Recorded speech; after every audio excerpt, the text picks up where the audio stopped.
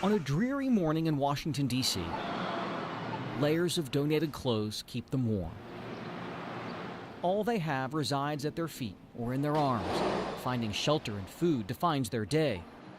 Dawood Proctor knows this struggle all too well. I mean, I see people come past and laugh at the homeless and you know, might look down on them, but if you really look at it, a lot of people ain't number one step away from being this way. Franklin Square is one of many places in the nation's capital inhabited by those without a home. And it sits just 2 blocks from 2 very different houses. To the west, the White House. To the east, Mayor Kebab House. This is Sunday morning. Owner Kazi Manan was in early on this particular day. With every dish, magic is that how much you had to stir it. He and his staff are preparing a special feast for customers at his Pakistani Indian restaurant. Potato, cauliflower, chicken, naan bread, chickpeas, and vegetable biryani. But these dishes are destined for an audience that's rarely welcome in elegant eateries. I knew about this place being here and passed it through my everyday travels.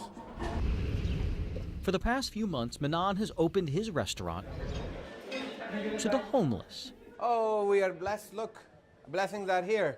They're waiting for us to serve them. Isn't it amazing? Sometimes it comes in 15, 20. Sometimes they come like nobody. We are waiting. God, please send somebody, right? Nearly 20 people on this day, rainy, cold, and wet. Oh, came in from the elements for lunch. What you guys like to drink, tea or coffee? They're treated like any other guest. Tea, okay. What about you? Except for one key difference. Coffee. You, brother? They eat for free. Anytime, any day. Restaurant is open. You are most welcome. You are most welcome. You are our guest, just like other people. Anything you like with the menu or with the buffet, you're most welcome, eat free. Yes, it's shocking to me because I didn't think it was brothers out there that really cared for us to, you know, to help support the needs of the homeless. He went without rice. Give him a tandoori chicken. Give him potato, cauliflower, and give him, you want bread? So we appreciate this guy right here bringing us down to eat, because sometimes on Sundays it's slow. Well, sometimes we got to go around and beg, or sometimes, you know, we get a cup and try to make money, and try to find ourselves way out to eat, trying to survive out here. You guys are the most important guests for me. Manan's boundless optimism and love of food was not cultivated at a high-profile culinary institute. A lot of ginger and garlic paste. His desire to provide stems from a painful uncertainty that defined his childhood. Kazi Manan grew up on a farm in a small village in Pakistan. He had 9 siblings. We didn't have any electricity. We didn't have any running water. And the school was, believe me or not, was under the tree. My elementary school, we didn't have a building. I study under the tree. When the rains, really hard rains start, teachers say go home because there is no building. To support his family, he went to work at 12 selling ice. The best school was 4 miles away, so that's how far he walked to get a formal education. In 1996, at the age of 25, Manan says his visa was miraculously approved, so he borrowed money from a cousin for a plane ticket to America. He started as a cashier, earning $3 an hour at this gas station in one of the district's toughest neighborhoods. When I arrive in America, I have $3, just $3. And I started my life basically with nothing. Hard work would alter the arc of his life. He says he worked double shifts, then multiple jobs. He saved up enough money to buy 1 limousine. The idea that a kid who came from nothing could one day drive the rich and powerful around in luxury inspired him even more.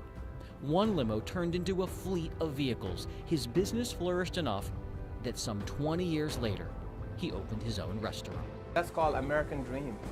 You know this is the only country where you say American dream, not in any other country. Wow. So yeah, he kind of understands. That's a good thing. Now that makes sense now? Yeah, it makes sense now. That make a lot of sense.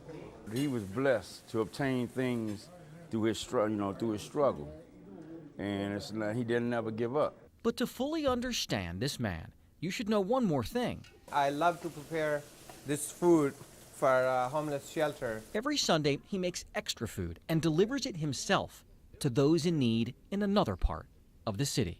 Come and try. Manan connected a few months ago on social media with volunteers who now spend their Sundays dishing out hot meals to the homeless. And they make you feel that you are valued. For shelter regular Ron Verker, having hope on the Lord's Day means everything to him.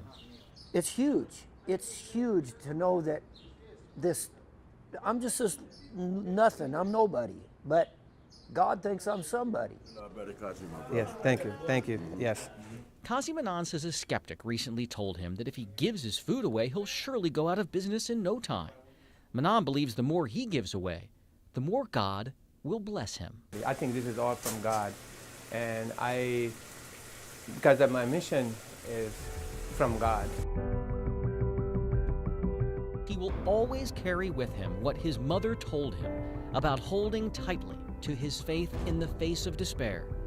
She said, if you share even when you don't have, God will take you from darkness to light. That's the whole answer to life. You know, being blessed by God. And God will help you, and I know He will. You know, you got to make the first step. He ain't gonna do everything for you. Jay Korf. In my heart, it feels a blessing. It's a blessing from God. ABC 7 News.